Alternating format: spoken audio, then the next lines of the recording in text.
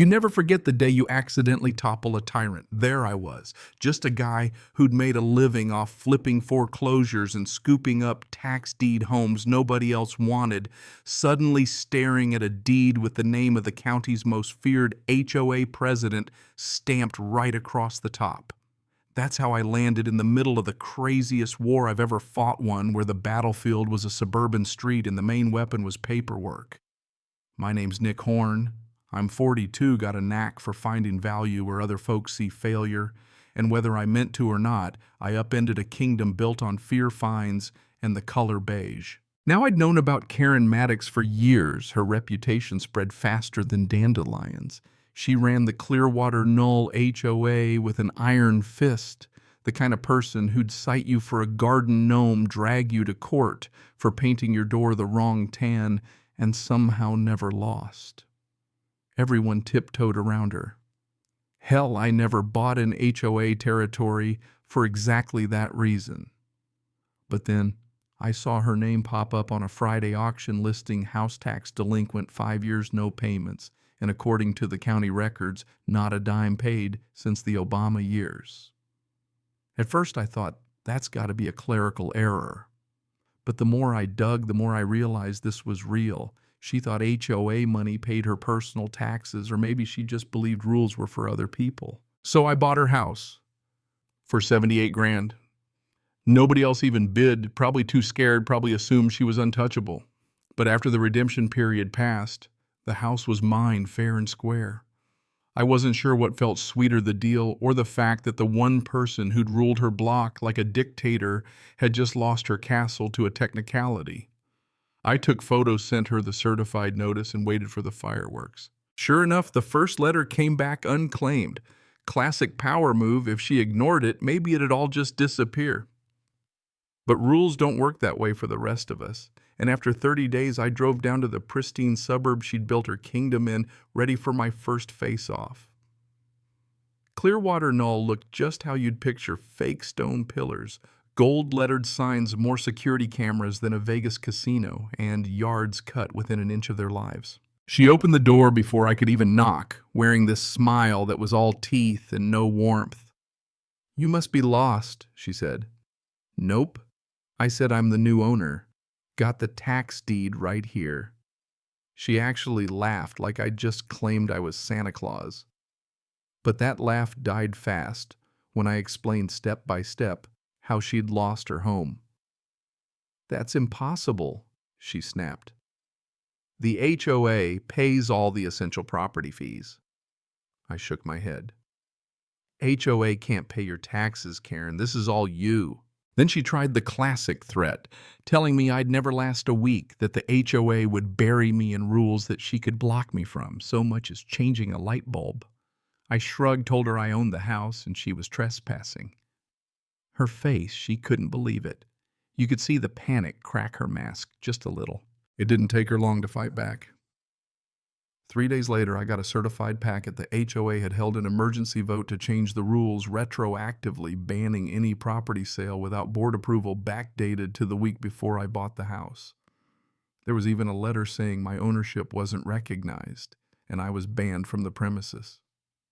The nerve, it would have been funny if it weren't so illegal. I called the number on the letter and got Sherry, their sugar-sweet assistant, relaying that I should avoid entering the property for my own good.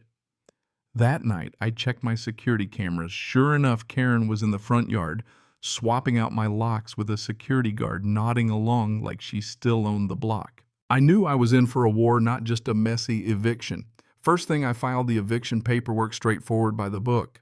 Then I reported the HOA to the DA for trying to change the bylaws after the fact, then to the Department of Business and Professional Regulation, then, just for fun, to the IRS with a little note about their personal fund. I even dropped the story to a local property law newsletter. Nothing like a bit of sunshine to get the roaches moving. That's when things got weird. Someone, no name, no subject, sent me a file of 2019 HOA audit pages missing, redacted numbers off. There were forged signatures, weird payouts, and notes about personal reserves. While the court slogged through Karen's desperate filings, I went to the HOA office, demanded all the financial records as a now official homeowner. Sherry tried to stall, but I wasn't budging. Here's where the twist hit at an investor meetup. I mentioned the general story, and some guy goes, "Isn't that the place where the president fined a family for sunflowers? Word was out."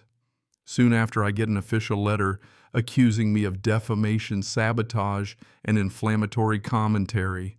I framed it on my wall, right next to my tax deed. The day of the hearing, Karen's lawyer tried to argue that HOA bylaws outrank state property law and that my tax deed was void. The judge, deadpan, unimpressed, ruled immediately my deed was legal. Their new rule didn't count eviction granted. Karen looked like she'd seen a ghost. Her kingdom was slipping. When the sheriff showed up with me and a locksmith, she tried one last show, dressed to kill sneering, but the deputy was all business. "You've got 15 minutes, he told her. She packed 2 suitcases and left. The house beneath all the fancy decor was a mess of unopened bills and empty wine bottles. In the pantry, I found a black binder, forged documents, fake invoices, cash flows to her own law firm, notes targeting problem residents. Owning the house made me an HOA member, so I demanded all the financial records, every last receipt. What they sent was a mess. Triple price landscaping paid to her ex-consulting fees to shell companies' board signatures that no one remembered giving. I bundled it up, sent it to the state, the IRS, and the press. Then I called for a meeting, old school style, posted signs, knocked on doors, told everyone what I'd found. At the emergency meeting, the clubhouse was packed. The evidence was clear, the votes weren't even close, the board suspended, full audit demanded. For a second, I thought the fight was over. That's when Karen showed up at my door, streaming live to her Facebook group, screaming about how I'd poisoned her neighborhood. She lunged, nails out, tore my shirt. Her live stream caught everything. 7 minutes later, the sheriff arrested her. 10 neighbors filmed it. The story blew up, local news, social, everywhere. HOA president arrested live on Facebook. Fraud, assault, tax evasion, the whole 9 yards. The dominoes fell. State audits, federal investigations, board accounts, frozen vendors, flipping, former board members testifying. One of the residents, Sandra, a retired IRS auditor, helped the state audit, and between the documents and testimonies, they pieced together a massive scheme, over $200,000, embezzled kickbacks, fake vendors, forged board votes.